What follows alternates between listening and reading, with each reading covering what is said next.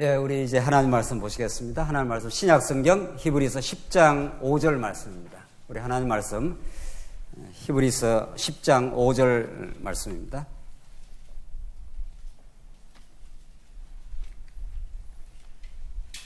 예, 차이신 줄 알고 봉독 드리겠습니다. 신약성경 히브리서 10장 5절 말씀입니다. 그러므로 주께서 세상에 임하실 때 이르시되 하나님이 제사와 예물을 원하지 아니하시고 오직 나를 위하여 한 몸을 예비하셨도다. 번제와 속죄제는 기뻐하지 아니하시나니 이에 내가 말하기를 하나님이여 보시옵소서. 두루마리 책에 나를 가리켜 기록된 것과 같이 하나님의 뜻을 행하러 왔나이다 하셨느니라. 위에 말씀하시기를 주께서는 제사와 예물과 번제와 속죄제는 원하지도 아니하시고 기뻐하지도 아니하신다 하였고 이는 다 율법을 따라 드리는 것이라. 그 후에 말씀하시기를 보시옵소서. 내가 하나님의 뜻을 행하러 왔나이다 하셨으니 그 첫째 것을 폐하심은 둘째 것을 세우려 하심이라. 이 뜻을 따라 예수 그리스도의 몸을 단번에 들이심으로 말미암아 우리가 거룩함을 얻었노라. 10절까지 우선 봉독 드렸습니다. 우리는 지금 히브리서에 계신 데는 유대주의를 경계하는, 유대주의와는 전혀 다른 참 복음주의, 복음적 신앙에 대해서 우리가 히브리서에서 확인하고 있습니다. 유대주의가 왜 그렇게도 우리가 거부하고 우리가 이제 극복하고 우리가 받아들일 수 없는, 그래서 참 진리의 세계로 가는 가장 큰 장애물이요 또 우리가 또 빠져들기 쉬운 것인가 하는 것을 히브리서는 우리에게 그 당대, 예수님 당대, 이제 물론 예수님 죽고 이제 부활하시고 그 이후에 얼마 되지 않아서 교회 안에 그 침투해오는 유대주의와 정면으로 한치의 그 양보함이 없이 바른 진리를 선포하는 것이 히브리서입니다. 유대주의라 하는 것은 우리한테는 얼핏 와서 이제 금방 와닿지 않는 거죠. 우리가 무슨 유대교회에 속한 사람들도 아니었고, 그것은 예수님 그 당대, 그 초대교회에 있었던 그 사상인데, 그 본질을 보면은 똑같다는 거죠. 본질을 보면은 그 당시 유대교들은 구약의 율법을 오해해가지고 구약의 율법, 구약의 혹은 성전 이런 사상을 오해해가지고 그것들이 장차 오실 메시아, 이미 이제 그 당시로 봐서는 오신 예수 그리스도에 대한 그림자요 모형이었던 것들을 그걸 붙들고 그것을 통해서 스스로가 의롭다고 생각하고 그런 율법적 행위, 또 성전에서의 어떤 제사 행위 이런 것들을 자꾸 이렇게 인간이 무언가를 해서 하나님 앞에 나아갈 수 있다고 그렇게 본 거죠. 그건 그 유대주의 혹은 유대교만 그런 게 아니라 지금 참 복음, 참된 기독교 진리가 아닌 모든 종교의 공이 동일하게 나타나는 현상입니다. 그것이 인간이 자꾸 무언가를 하나님 앞에서 정성을 들이고 제사 행위를 하고 인간이 무언가 의로운 행위를 해서 신에게 나아가고 신의 용서를 구하겠다는 거죠. 모든 종교를 보십시오. 다 제사 행위가 있습니다. 무언가를 하나 갖다 바치고 인간이 노력을 하고 신전을 짓고 그 의리의리한 로마에 가보시란 말이죠. 그게 도대체 500년 전에 그렇게 웅장한 그 성당을 지을 수가 없는 겁니다. 지금도 아마 그걸 지으라면 짓기가 어려울 정도로 그 얼마나 그 고혈을 짜내고 수많은 사람을 동원한 그 피와 땀을 요구했던 것이 그 어마어마한 성당들입니다. 그것은 구원의 문제가 걸려있기 때문에 인간이 그걸 행하는 겁니다. 그걸 하고 거기에 동참을 하면은 구원이 이루어진다. 이렇게 하면은 인간은 무엇이라도 합니다. 왜냐하면 자기의 그 생명과 구원이 걸려있기 때문에. 그러나 우리가 복음 사상에 비추어 보면 얼마나 그것이 허탄한 일이요, 기만적인 일이요, 사람을 평생을 속이는 일이라는 거죠. 그렇게 한다고 구원이 이루어지지 않습니다. 구원은 이미 창세전 하나님의 예정 섭리를 따라서 이미 2000년 전에 은혜의 선물로 이 땅에 찾아오신, 인간이 죄악 가운데 빠져서 어떤 행위로도 하나님께 나아갈 수 없는 존재였던 우리들에게 한 분 예수 그리스도가, 하나님의 아들 예수 그리스도가 이 땅에서 스스로 피를 뿌리시고 십자가에 죽으시고 온전히 우리를 죄 없다고 하나님 편에서 이루어내신 일인 거죠. 그래서 은혜의 선물입니다. 그걸 우리가 받아들이고 깨닫고 찬양을 하는 거죠. 우리 집에서 어린아이들이 언제 부모를 위해서 살아서 자녀가 되는 법이 있습니까? 실수하고 어릴 때 뭐 똥 싸고 오줌 싸고 다 형편없이 그러도 부모가 그저 값없이 사랑하고 덮어주시고 죄 없다고 인정해주고 그래도 실수 많아도 내 아들이라고 인정해주는 전적인 위로부터 내려오는 은혜의 선물이 그 자녀로 하여금 사랑 안에서 무럭무럭 자라가도록 그렇게 만들어 주십니다. 너무 간결하고 쉬운 거죠. 그러니까 오히려 복음을 모르는 사람들은 뭔가 인간 편에서 뭔가 하나님 앞에 바치고 노력하고 정성을 들이고 이렇게 해야 된다는 것이 오히려 와닿을 수가 있는 겁니다. 오히려 복음을 듣는 좀 이상할 수가 있는 거죠. 내가 아무것도 한 일이 없이 은혜를 받느냐는 거죠. 한 일 없이 받는 거죠. 그저 주시는 바 그의 은혜의 영광을 찬미하게 하려고 하나님께서 창세전 예정을 하시고 예수님 오셔서 피 흘려주시고 성령이 오셔서 인쳐주신다는 게 에베소 1장의 은혜의 사상 아닙니까? 히브리서도 똑같은 내용이에요. 똑같은 내용입니다. 그 버전만 좀 다르고 소재가 달라지는 것 뿐이라는 거죠. 그래서 우리 지난 시간 10장 1절이 아주 중요한 포인트인데 우리 지난 시간에 했는데 율법은 장차 올 좋은 일의 그림자일 뿐이요 참 형상이 아니므로 이런 거죠. 구약 전체를 율법으로 보는 거죠.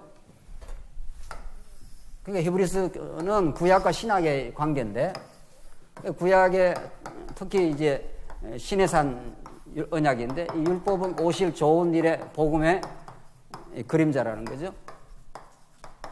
여기 진짜라는 거 아닙니까? 실체. 실체란 말이 조금 어려운 말인데 그냥 진짜예요. 진짜. 이것을 위해서 이게 존재했다 이런 뜻입니다. 이 몸인데 몸을 위해서 그림자를 보여주는 거죠. 여러분 영화관에 가면은 그 외국 영화 보면은 무슨 소리인지 우리가 외국어는 잘 모를 때 저게 대충은 알고 있는데 모르잖아요. 그러니까 옆에 쫙 그 자막이 뜨지 않습니까? 그 자막을 딱 읽으면은 우리말로 된 자막을 읽으면 이게 무슨 뜻이라는 걸 명료하게 알지 않습니까? 비유하자면 그렇던 거예요. 구약에는 그림자로 보여줬다면은 진짜가 왔다는 거예요. 진짜가 왔는데 진짜를 붙들고 그 안에서 자유를 누리며 살아가도록 하나님 그렇게 인도를 하셨다는 거죠. 근데 그 진짜를 놓쳐버리고 지금도 율법 지키고 지금도 제사 행위하고 뭔가 하나님 앞에 내가 점점 뭐를 쌓아갈 수 있다는 거죠. 그러니까 불교 그 절에 가보십시오. 그 들어가는데 뭐가 있습니까? 절에를 안 가보시나요? 절에 들어가면 그 앞에 들어가는 입구에 뭐가 있나요? 그게 돌 쌓는 거 있잖아요. 돌 막 차례차례 돌 또 쌓고 또 쌓고 또 쌓고 해갖고 얼마나 그 돌을 쌓아놓는데 그게 전부 다 인간이 뭘 쌓는다는 겁니다. 기독교는 그걸 다 허물어 버린 거 아니에요. 우리 안에서 하나님 앞에 인정받을 게 하나도 없고 하나님 편에서 우리에게 그저 하나님께서 은혜를 베풀어 주신다는 거죠. 그러니까 우리가 전적으로 그분을 찬양을 하는 거죠. 100% 찬양을 하는 거죠. 그러니까 우리가 한없는 그 기쁨이 있는 거죠. 그래서 지금 율법이라는 것이 오늘 본문에 나오는 대로 장차 좋은 일, 복음 아닙니까 이게? 좋은 일, 좋은 소식 이런 거니까.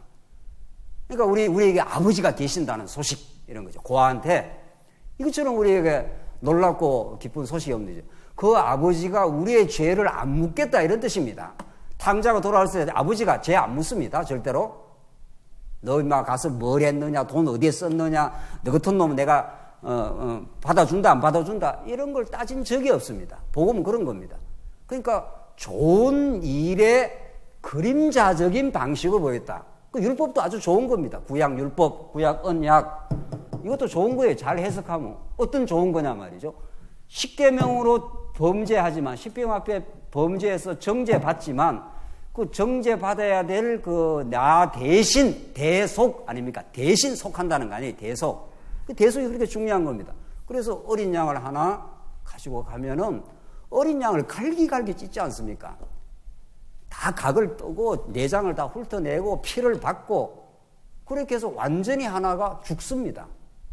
이스라엘 백성들의 죄를 대신해서 그게 하나님의 영원한 사랑, 우리 여호와 하나님의 영원한 은혜와 사랑을 그런 방식으로 표현을 하겠다 이 말이죠. 하나님은.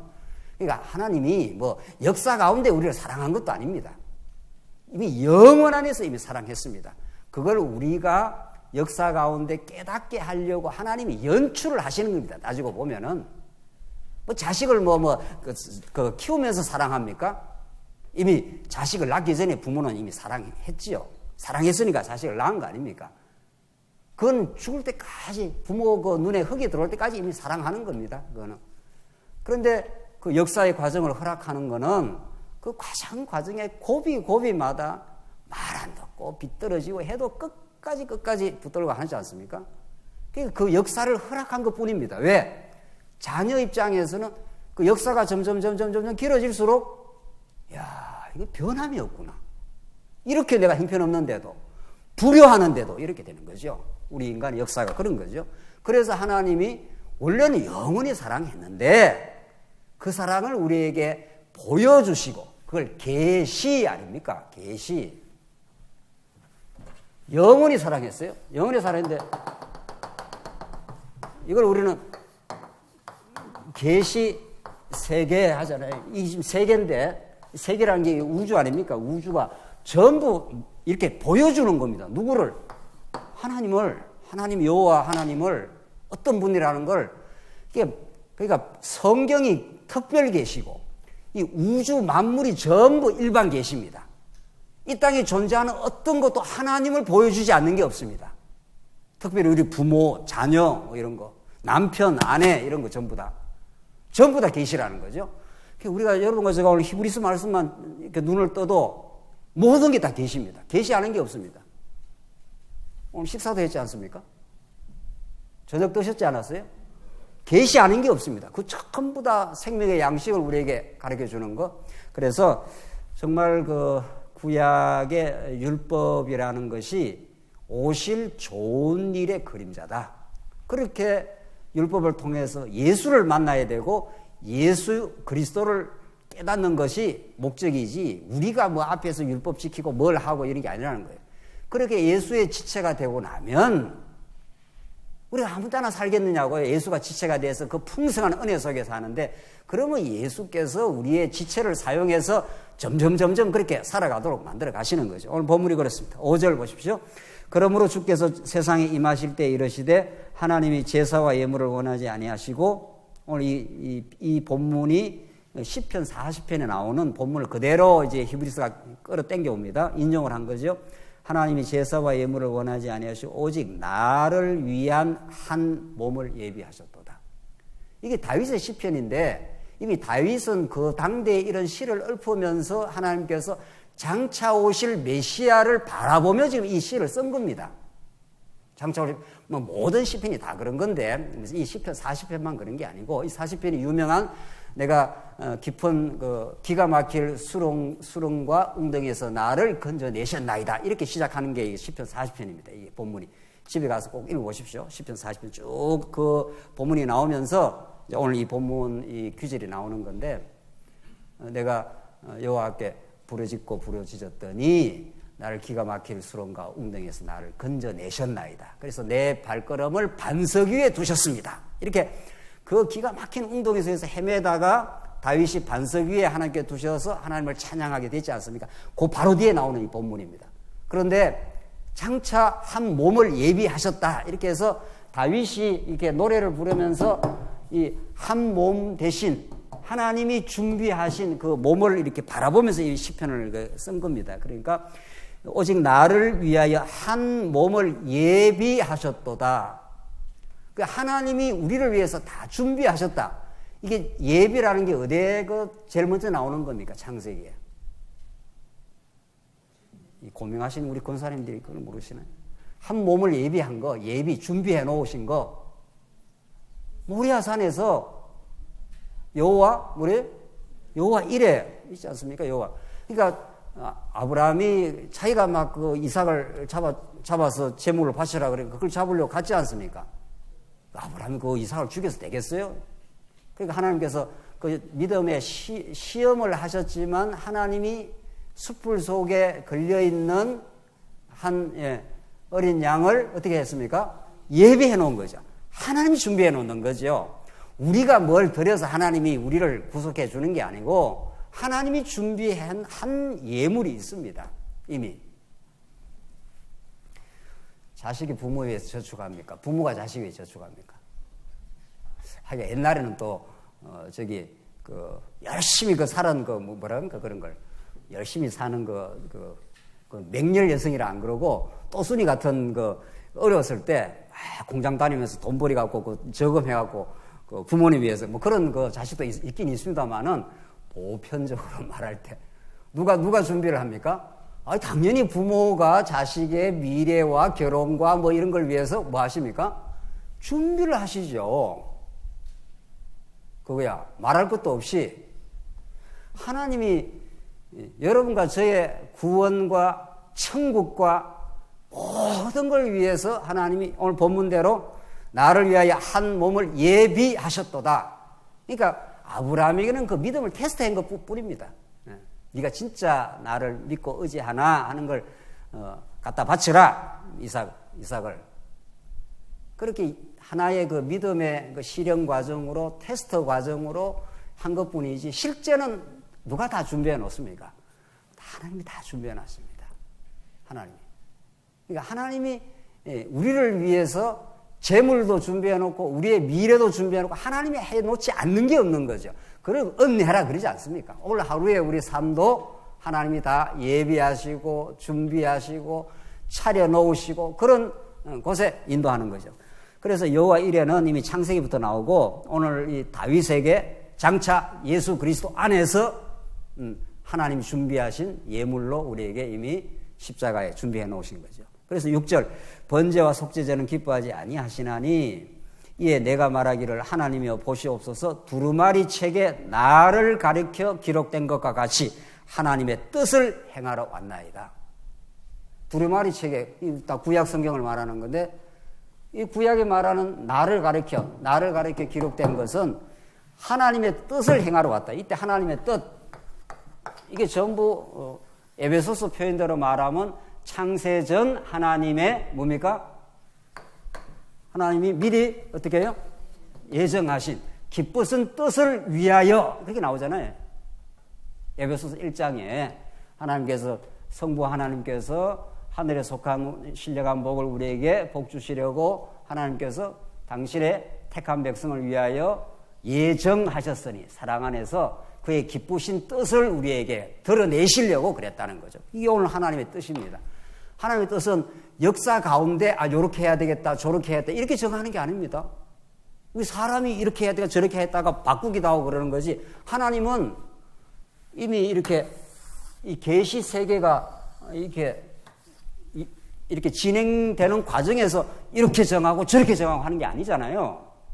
이미 이 안에서 영원한 뜻 안에서 모든 앞으로 되어질 프로그램과 하나님의 나라와 여러분과 저희 교회 생활하는 모든 것들이 이미 설계도가 딱 정해져 있습니다. 뜻이. 거기는 변함도 없습니다. 그러니까 우리의 구원과 우리의 미래가 확실한 거죠. 이랬다 저랬다 되지도 않습니다.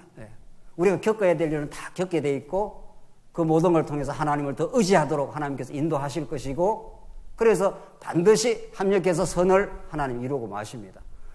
그러니까 그 복음적인 뜻을 알면은 머리가 복잡하다가도 정리가 되는 거죠. 과거에 안 그랬으면 좋았 뻔했다. 그 사람이 억울한 감정이 많답니다. 우리 사람이 살다 보면은 내가 이만큼 했는데 시집에서 이게 충분히 대접을 못 받았다. 이런 거 있잖아요. 우리 군사님들 그런 거 옛날에 없나요? 네. 그런 게 우리 한국 우리 그게 많답니다. 그게 그런 것들이 전부 이렇게 복음적인 하나님의 뜻을 생각을 안 하니까 그런 거 아니에요. 그런 게 우리 예수 안에서는 다 해소가 되는 거죠. 우리가 이만큼 했는데 이게 좀 안 들어오면은 그 마음에 화병이잖아요. 화병은 한국 사람이 그렇게 많답니다. 그런 것들이 전부 이게 해석이 안 되면 엉어리가 된다는 거 아니에요. 근데 우리가 이 복음을 알게 되면은 모든 게 하나님의 뜻 가운데 된 겁니다. 그것이 어떤 것도 하나님의 실수하심이 없고 그게 우리 언약 백성들을 향한 가장 하나님의 사랑의 표현입니다. 요셉이 엄청 억울한 일 많이 겪었지 않습니까? 요셉이 겪은 억울한 일은 만약에 그걸 복음 안에서 풀지 않았으면 요셉은 화병 걸려 죽었을 겁니다. 요셉이 그저 부모 사랑 하나 받은 그 죄밖에 없는데 형한테 미움을 당해서 저 먼 나라로 쫓겨가지 열심히 일했는데 감옥에 쳐넣지 말이죠. 그거는 뭐 도저히 인간으로 견딜 수 없는 거죠. 그러나 그것들을 전부 하나님의 뜻으로, 하나님이 요셉을 요셉 되게 하신 하나님의 뜻으로 그렇게 소화가 된 겁니다. 여러분과 저의 무의식 속에 그 해석되지 않는, 해석되기 어려운 인간적으로 그게 있다고 합니다. 우리 내면 속에. 복음이라는 것은 살았고 운동력이 있는 말씀이기 때문에 자꾸 우리가 복음을 듣고 들어오면 이 의식 속에서 해결만 되는 게 아니고 말씀은 살았고 운동력이 있어 우리의 영혼을 파고들고 과거에 있었던 애매하고 억울한 일, 이런 모든 일을 용해시키는 능력이 있습니다. 그러니까 요셉이 그 형들을 보고 그게 오히려 용서를 해주지 않습니까? 당신들이 나를 이 땅에 보낸 게 아니라 하나님께서 우리를 구원하시려고 당신들을 먼저 나를 여기에 보냈다고 그렇게 하나님의 뜻으로 그걸 해석을 해낸 거죠. 이건 기적입니다. 인간 절대로 애매하고 억울한 일 당한 거 풀기가 그렇게 쉽지 않습니다. 그게 우리 내면 속에 있다는 거예요. 그게 세월이 간다고 사라지는 것도 아닙니다. 우리 권사님들, 우리 장모님은 다 벌써 워낙 옛날 모든 것들이 다 사라져가지고 그렇지 않을걸요. 그게 이게 정리된 만큼은 돼 있고 안 된 만큼은 안 돼서 내 삶을 괴롭히는 게 있습니다. 그게 복음을 진짜로 우리 자꾸 듣는다는 거는 하나님의 뜻 가운데 모든 일이 일어났고 우리의 어리석음을 하나님께서 드러냈을 뿐이고 놀라운 은혜를 우리에게 밝혀줬을 뿐이라고 그렇게 이해를 하게 된 겁니다. 우리가. 그래서 정말 이 복음을 자꾸 듣게 되면은 마음도 편안해지고 내사가 자꾸 내 속에 그 엉을이 졌던 모든 것들을 용해시켜 나가는 놀라운 능력이 있는 거 아니에요.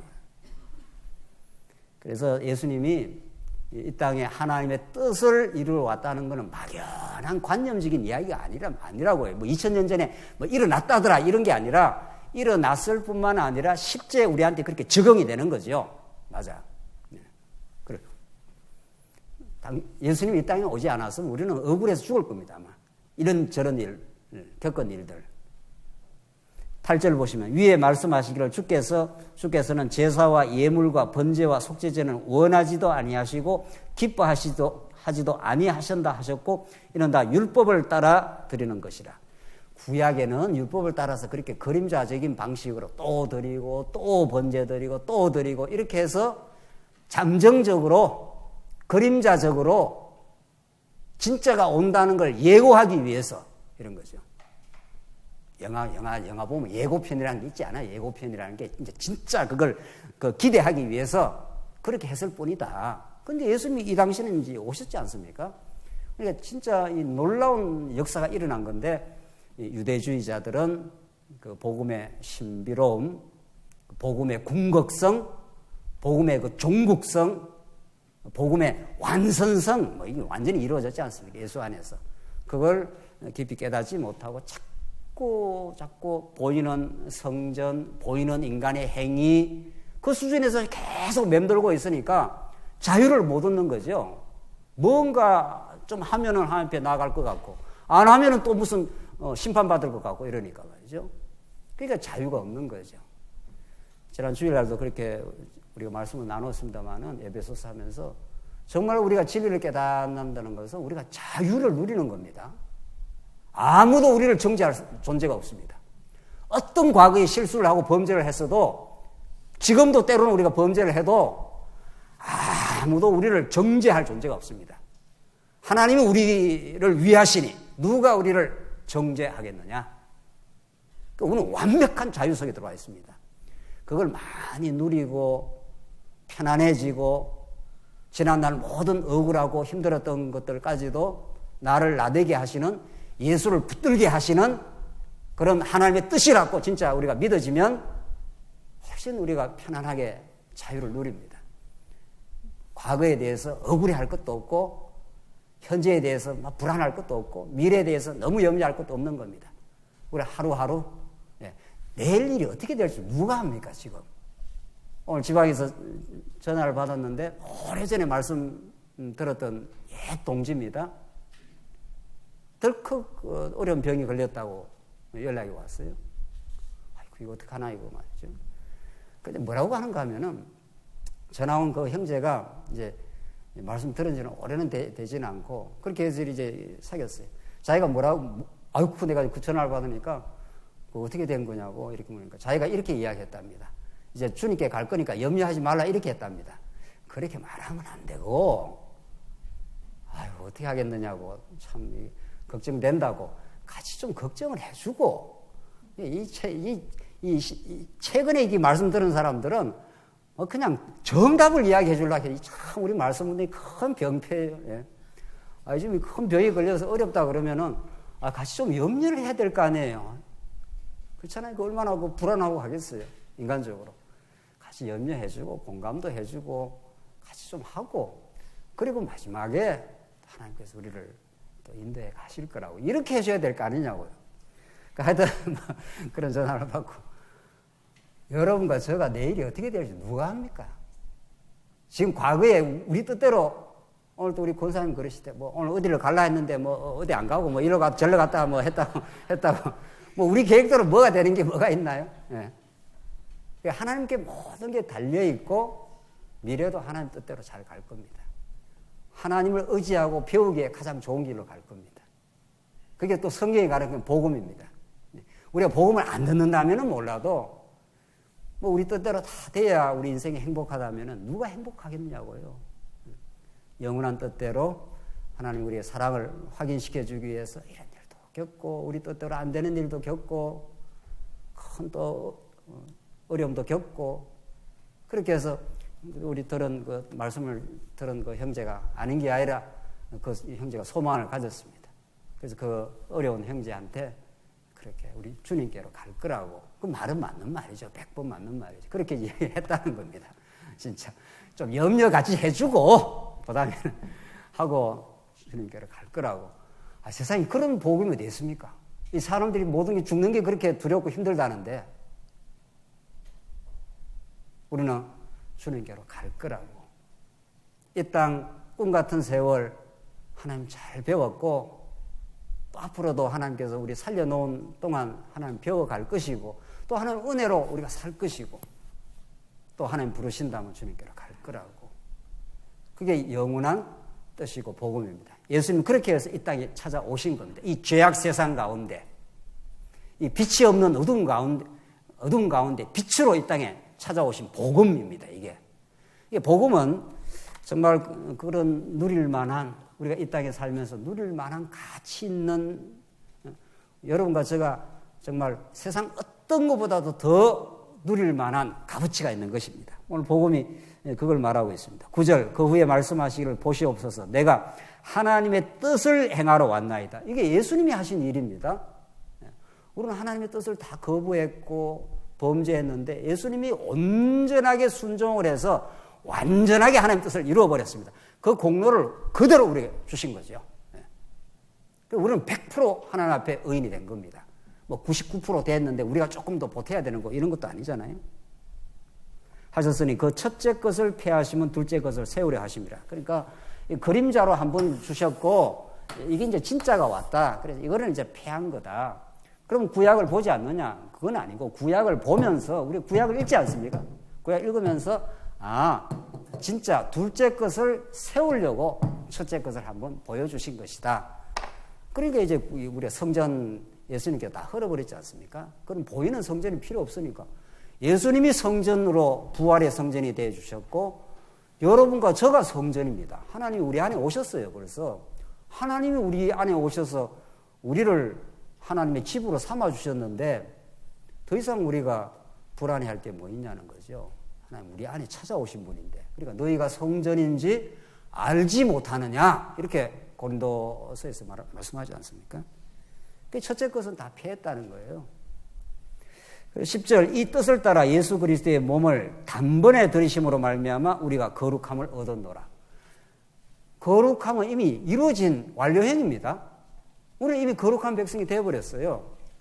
우리가 뭘 조금 해서 점점 이렇게 되는 게 아니라 이미 완벽하게 거룩함을 얻어버렸습니다. 그리고 거룩한 생활이 점점 나오는 거죠. 그 은혜를 자꾸 깨닫게 되니까 부모의 은혜를 깨닫는 탕자가 부모를 위해서 살지 않겠느냐고요. 자꾸 이렇게 살고 싶죠, 우리가. 그래서 11절 보시면은 11절로 이제는 그 10장 11절로 39절까지가 이제 네 번째 항목으로 넘어가는데 대속 사역의 우월입니다. 이거 종합적인 건데 앞에서 제사장 사역, 그다음에 성전 사역, 그다음에 제물 사역, 이 제사의 3요소 했지 않습니까? 그걸 묶어 가지고 이제 대속 사역입니다. 그렇게 한 것은 예수님이 우리의 죄를 대신 속해 준 거다. 그래서 당신이 피를 뿌려 가지고 우리에게 하나님의 사랑을 확정해 주시고 이제 죄를 없다 해 주신 것이다. 그게 구약의 성전을 중심으로 이루어지는 겁니다. 자, 우리가 이걸 우리가 잘 이해하기 위해서 몇 번 이야기했지만 이미 이 아브라함 언약이 전제되어 있다는 거죠. 그리고 율법이 신해선 언약이 모세 언약이 이게 아브라함 언약이고 이게 지금 모세 언약 아닙니까? 우리가 지금 히브리서는 이 성전 제사 중심으로 계속 지금 설명하지 않습니까? 이거 이전에 이 제사 이전에 하나님이 아브라함에게 자손, 땅, 통치 이렇게 해서 아브라함 언약에서 하나님 나라를 약속했습니다. 그 하나님 나라를 이루시는 분이 여호와 하나님이신데 이스라엘 백성들이 엄청 애굽에서 죄를 범해버리지 않습니까? 죄 가운데 집어넣지 않았어요? 이걸 광야로 이끌어내니까 이스라엘 백성은 하는 게 범죄밖에 없단 말이죠. 그 범죄한 죄인이 하나님께 나갈 수가 없잖아요. 그러니까 하나님께서 시내산 언약을 줘가지고 그 자세한 성막제도, 이 성전에 대해서 자세하게 가르쳐줘요. 히브리서는 이 성막 혹은 성전 똑같은 말입니다. 광야에서 성막이고 솔로몬 때는 성전이니까. 그러니까 그걸 제사장 나라라 그러지 않습니까? 이게 원래 하나님의 나라인데 이게 아담에게도 그러고 3대 언약을 주시고 아브라함에게도 3대 언약을 주신 건 언약의 내용이 하나님의 나라예요. 하나님이 언약을 하신 것은 너희들을 내 백성 삼아 가지고 땅을 다 정복하게 해서 그 적과 꿀이 흐르는 좋은 땅을 정복하게 해서 내가 보내는 왕을 통해서 평화로운 나라를 만들어 주겠다. 그겁니다. 지금 우리 교회가 하나님 나라 아닙니까? 그런데 그 하나님의 나라가 은혜임을 깨닫게 하려면 뭐가 필요합니까? 원래 하나님 나라는 은혜로 다 세워지는 건데 그 백성들에게 은혜라는 걸 절실하게 깨닫게 하려면 한번 뭐가 되는 겁니까? 죄인이 되는 겁니다. 그래서 하나님께서 요셉과 그 형제들을 애굽으로 넣어갖고 애굽이라는 게 우리 신약적 개념으로는 죄 가운데서 건져낸 거 아닙니까? 그리고 건져내니까 전부 다 죄인이에요. 그 죄인은 하나님 앞에 나갈 수가 없어요. 지성소가 하나님이 계시는 상징인데 하나님하고 우리가 하나가 되고 하나님과 교제를 해야 인간이 행복해지거든요. 아버지 품 안에서 행복한 건데 이 탕자가 나가버린 거 아니에요. 그러니까 아버지께로 나올 수 있는 길을 만들어준 게 성막 아닙니까? 이 제사제도.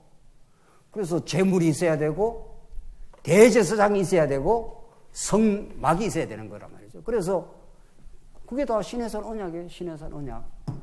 그 시내산 언약, 모세 언약은 이 하나님 나라의 정체성, 성격을 규정을 해줍니다. 이게 어떤 나라인가 하면은 제사장 나라라는 거예요.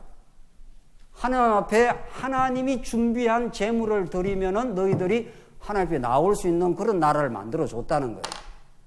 그러니까 하나님 나라는 그 왕이 군림하거나 백성들을 지배하거나 김정은이나 김정일처럼 백성들을 혹독하게 구는 그런 나라가 아니라 제사장 나라니까, 제사를 드리는 나라니까, 왕이 희생 제물이 되는 나라다, 이런 뜻이란 말이죠. 그게 누가복음에 너희들은 오른편 왼편에 앉아서 너희들이 자꾸 높아지려고 하지만 나는 이 땅에 찾아온 것은 내가 대속 제물이 되어서 너희를 뭐하러 왔노라? 섬기러 왔노라. 섬기는 나라, 제사장 나라. 그게 출애굽기 19장에 나오는 말씀입니다. 그러니까 원래 하나님 나라를 해줘요. 무조건 은혜로 해주는 겁니다. 무조건 은혜인데 한번 이렇게 제 가운데 집어넣어서 이스라엘 백성들이 자기가 공로가 없다는 것을 철저하게 깨닫게 하고, 그렇잖아요? 깨닫게 하고 은혜의 길을 열어주신 게 이게 성막입니다. 그러니까 양만 한 마리 잡아오라는 거죠. 준비한 양을. 그러면 너희들은 하나님 앞에 나올 수 있다는 거예요. 그러니까 이스라엘 백성들이 양을 드리고 대제사장이 휘장을 열고 들어가서 피를 뿌리고 이럴 때 하나님이 그곳에서 회막에서 만나주시는 거죠. 이스라엘 백성들 그 많은 범죄가 1년에 한 차례 대제사장이 그 양을 드리면 깨끗하게 정리가 되는 날이죠. 그래서 찬양하고 환호하고 여호와 하나님을 노래하고 그런 나라입니다. 여러분과 제가 죄가 많을수록 어때요? 자기가 죄가 많이 있다고 깨닫는 사람은 더욱 은혜가 넘치는 거죠. 그래서 우리 자신을 낮추게 하고 겸허하게 만드는 게 죄입니다. 다시는 자기를 이렇게 자랑하거나 자기 공로를 함께 내놓을 수 없도록 그렇게 하고 예수만 자랑하도록 만드는 나라. 그게 제사장 나라입니다. 이게 구약에는 이런 방식으로 보여졌고 이것을 전부 예수님이 이루신 거죠. 예수님이 이 땅에 왕으로 오시고 예수님이 희생 제물로 오시고 이렇습니다. 그러니까 예수님이 우리 교회의 왕이 되어주시고 그가 십자가에서 피를 뿌려 성전 사역을 이루러 이 땅에 오신 거죠. 그래서 예수님의 마음을 따라서 우리가 먼저 이 복음을 깨달으면은 성도들을 섬기고 이렇게 자꾸 하려고 하지 않습니까? 우리 장로님들하고 권사님들이 자꾸 이 복음을 깨달으면은 그게 예수님이 하신 일을 따라가는 거죠. 그래서 제사장 나라를 통해서 우리 여호와 하나님의 영원한 은혜의 영광을 우리에게 드러내고 있는 중이죠. 구약적으로 지금 히브리서 기자는 이걸 집중적으로 이 모세 언약 혹은 모세 율법에 대해서 집중적으로 지금 검토를 하고 있는 중이 이걸 여기서 이루어졌다는 거죠. 그리고 이거 이전에 이미 하나님의 나라를 하나님이 선포해 놓으시고 하나님의 은혜로만 이루겠다. 지금 그 말이죠. 자, 그래서 11절 이제 대속 사역인데 제사장마다 매일 서서 섬기며 자주 같은 제사를 드리되 이게 이제 구약적 방식이죠. 이 제사는 언제나 죄를 없게 하지 못하거니와 또 제사 드리고 또 제사 드리고 대제사장이 자기 죄를 위해서도 제사 드리고 이렇게 했다는 거예요. 12절 오직 나오잖아요. 이 대속 사역이 얼마나 예수님 대속 사역이 우월한가 하면은 그리스도는 죄를 위하여 한 영원한 제사를 드리시고 하나님 우편에 앉으사. 자, 예수님이 영원한 제사를 드리고 십자가에서 갈기갈기 찢겨주시고 희생 제물이 되실 뿐만 아니라 부활하시고 성천하셔서 하나님 우편에 앉으셨다. 하나님 우편이란 말은 하나님 보좌와 동등 권세죠. 그분이 원래 왕이십니다. 그러니까 하나님이 원래 모든 권능과 이 5대 속성이 그런 거 아닙니까? 능력과 주권을 다 가지고 있어요. 그런데 하나님 주권과 능력만 가지고 있는 게 아니라 신실하심과 영원한 사랑도 하나님이 가지고 계시잖아요. 그게 5대 속성 아닙니까? 하나님이 어떠신 분이냐 하면은, 그러니까 왕이시다 하는 거는 왕이요. 물론 이제 선지자가 먼저 있고 선지직, 왕직, 제사직. 이게 구약의 이렇게 세 가지 이게 직분 아닙니까? 이걸 이렇게 통합하신 분이 그리스도, 이게 기름 부음 받은 자, 이렇게 되지 않습니까? 그 구약에는 모세 같은 선지자, 이사야 선지자, 이게 다 하늘의 뜻을 이렇게 전달해 준다. 하늘의 무슨 뜻? 선지자가 와서 하는 것은 여호와 하나님이 왕이시다. 그분이 한 제물을 준비하신다. 그게 다입니다. 그러니까 우리는 예수는 뭐라 그럽니까? 그리스도라고 믿는 거 아니에요. 그 예수는 그리스도라는 게 자꾸 무슨 주문 외우듯이 외우는 게 아니라 그게 우리의 복음의 내용이고 우리의 신앙 고백이에요. 그게 우리가 진짜 예수는 그리스도십니다 이렇게 믿으면 어마어마한 고백을 하는 겁니다. 그러니까 나는 절대로 진리를 깨달을 수 없었지만 그분이 선지자로 와서 내게 진리를 깨닫게 하고 있습니다. 이런 말 아닙니까? 예수가 참 선지자시니까. 그리고 예수는 그리스도이십니다 하면 두 번째로 뭡니까? 예수가 우리 왕입니다. 왕이 하는 일이 뭐냐 말이죠. 왕은 전능한 능력을 갖고 있어요. 모든 걸 지배하고 통치하고 그렇게 합니다. 세상 왕도 옛날에 이조 시대 때 왕이 얼마나 그 전능한 권능을 갖고 있습니까? 죽으라 하면 죽고 살리라 하면 살려주는 거 아니에요. 그러니까 예수가 왕이십니다 하는 말은 왕의 통치 속에 절대적으로 우리는 지배되고 있습니다. 이 말 아닙니까? 머리털 하나도 우리 마음대로 못 합니다. 그러니까 그 예수가 왕이십니다. 이 말. 세 번째, 예수는 그 왕이신 분이 가장 높으신 분이 가장 낮은 곳에 오신 거죠. 그 낙차가 가장 큰 거죠. 이 갭이 말이죠. 갭이 클수록 우리가 은혜가 큰 겁니다. 그러니까 만약 대통령이 우리 여기 오늘 여기 왔다 한번 보십시다. 대통령만 인간 대통령만 떠도 주변에 김정은이가 뜨니까 막 12명이 막 옆에 붙더만은요. 그 무슨 지키는 사람 있잖아요. 그만큼 그 사람이 권위가 있다. 그 나라에서는 최고다. 이런 거 아니겠어요? 그 젊은 사람들이 쫙 서갖고 호위하려고 하지 않습니까? 세상에 인간 대통령, 인간 뭐가 와도 그렇게 대단한 권세를 가지고 이렇게 등장을 하는데 그분이 우리 하나님 나라의 왕이에요. 이 우주를 창조해서 우주가 얼마나 큰가 우리가 상상이나 할 수 있습니까? 지구는 요 태양계에 속했고 태양계는 은하계가 이게 어마어마합니다. 은하계가 몇 개 있는지 과학자가 모릅니다. 지금 은하계가 어마어마한 건데 그게 수천억 개 더 있다고 합니다. 그것을 지으신 분입니다. 그분이 이 땅에 우리 사람과 같이 오셔서 제자들과 먹고 마시고 죄인이 되셨고 그 죄값을 지고 십자가를 진 겁니다. 그러니까 그 낙차가 얼마나 큽니까? 소위 말해서 대단한 대통령 오거나 대단한 우리의 빽이 있는 사람이 어떤 좀 세상에 있는 사람이 와서 우리에게 만나줘도 우리가 우쭐대고 사람들이 그러지 않습니까? 우리 아는 사람이 대단한 사람이라고 그러는 판인데 우주를 창조하시고 주관하시는 그분이 이 땅에 가장 낮은 몸으로 오셔서 영원한 제사를 드리시고 하나님 보좌 우편에 다시 올라가신 겁니다. 내가 왕이다 이 말입니다. 별 볼 일 없는 사람이 죽은 게 아니고 우주를 통치하는 왕이 죽으셨다. 왕이세요.